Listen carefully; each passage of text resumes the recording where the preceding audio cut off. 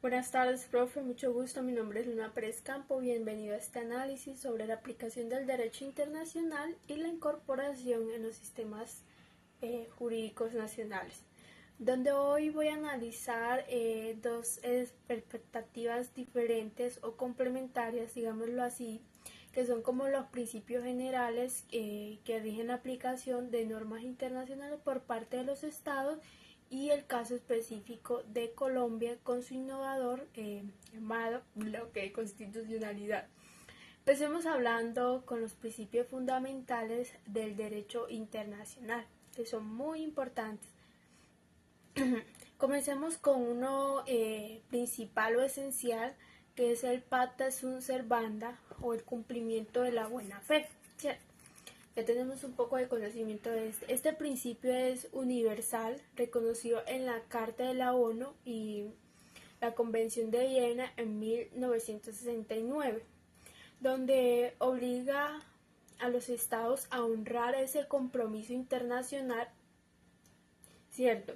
Y en el artículo 27 de la Convención de Viena encontramos donde dice que establece claramente que ninguno de estos estados puede invocar ese derecho interno para justificar el incumplimiento de un tratado. Una pregunta muy buena. ¿Quiénes son los responsables de aplicar el derecho internacional?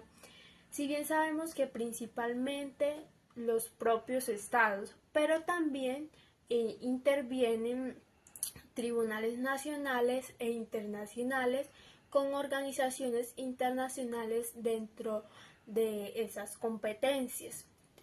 Tenemos también como mecanismos de incorporación que serían como existen diferentes mecanismos para incorporar estas normas internacionales a los ordenamientos jurídicos internos. Las normas consuetudinarias que se incorporan automáticamente a estos a estos sistemas, como sería como tenemos como Alemania, Reino Unido, España.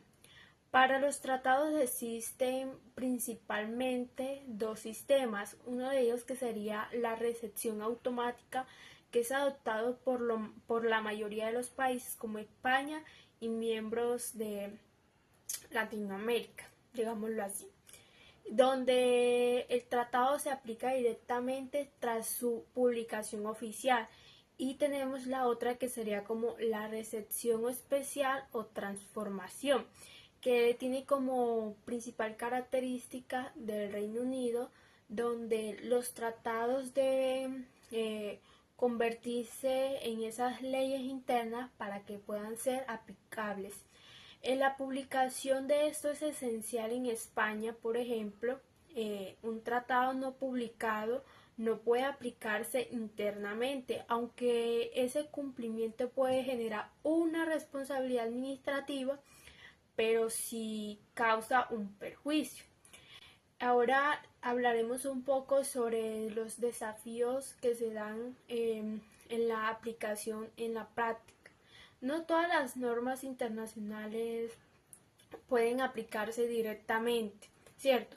Porque distinguimos se dan como dos, entre normas autoejecutivas que son como precisas e incondicionales para que sean aplicables sin desarrollo legislativo, como muchas disposiciones de los derechos humanos, y las otras que serían las normas no autoejecutivas, que estas sí requieren como una implementación legislativa, como tratados penales que definen los delitos pero no establecen penas.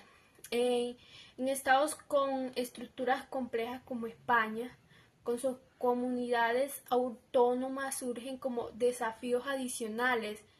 Estas comunidades ejecutan tratados en materia de su competencia, pero pueden surgir conflictos que, aunque en casos externos, podrían activarse mecanismos excepcionales. Ahora voy a hablar un poco sobre estas problemáticas específicas. Los tratados pueden plantear cuestiones sobre el ámbito de su aplicación. Especialmente se dan o se aplica en todo el territorio estatal, salvo a unas cláusulas que pueden ser al contrario, ya que esto genera una complejidad en los territorios ocupados o se dan como en áreas que se pueden dar disputa. Temporalmente pueden existir dos presunciones, que es la irretroactividad según el artículo 28 de la Convención de Viena, que aunque con excepciones como ciertos compromisos arbitrales o ciertas cláusulas especialmente relevantes, la nación más favorecida se presenta en acuerdos como el GATT, que extiende como beneficios a terceros países con la reciprocidad de condicionar beneficios a tratos equivalentes. Y en el trato nacional se garantiza como esa igualdad entre nacionales y extranjeros como específicos. Ahora voy a hablar sobre un poco sobre las tensiones constitucionales, que esta sería como persistente en el conflicto entre el derecho internacional y las constituciones nacionales, que aunque los estados no pueden como invocar ese derecho interno para incumplir los tratados, según lo dice el artículo 27 de la Convención de Viena, las normas constitucionales pueden limitarse a ciertas aplicaciones, pero especialmente como en materia de los derechos fundamentales. Ahora voy a entrar un poco sobre el bloque de constitucionalidad aquí en Colombia. Si bien sabemos que fue introducido por nuestra Constitución de 1991, en este concepto podríamos decir que tiene como raíz en el derecho interno, en el derecho francés, que se refiere como a ese conjunto de normas y principios que, aunque no estén formalmente en el texto de constitucionalidad, tienen como un valor constitucional y sirven para que se pueda controlar esa validez de las leyes. Su base principalmente está como en el artículo 93 de nuestra Constitución colombiana, donde establece que los tratados internacionales de derechos humanos ratificados por Colombia prevalecen en el orden interno, especialmente en aquellos que prohíben la limitación de derechos durante la excepción. La Corte Constitucional ha desarrollado como dos categorías dentro del bloque. El primero, que sería como el estricto sensu, donde dice que incluye normas con rango constitucional, con ciertos tratados de derechos humanos, y el segundo, que sería el lato sensu, que son como normas que sirven para parámetros interpretativos sin rango constitucional. El bloque de constitucionalidad incluye como instrumentos como la Convención Americana de Derechos Humanos, los pactos internacionales, las convenciones de Ginebra, la Convención de la OIT, sorprendentemente abarca también a instrumentos no ratificados como la Declaración Universal de los Derechos Humanos y esas decisiones de órganos internacionales como la Corte Interamericana. Ahora voy a hablar un poco más sobre las funciones y desafíos que presenta el bloque de constitucionalidad colombiano.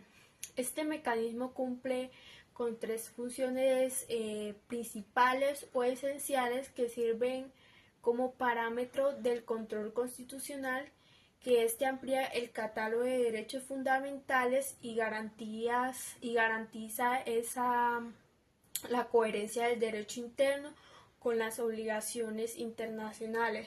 Sin embargo, vemos que su regulación depende exclusivamente de la jurisprudencia de la Corte Constitucional, lo que genera como un poco de incertidumbre y desafíos para que la seguridad jurídica.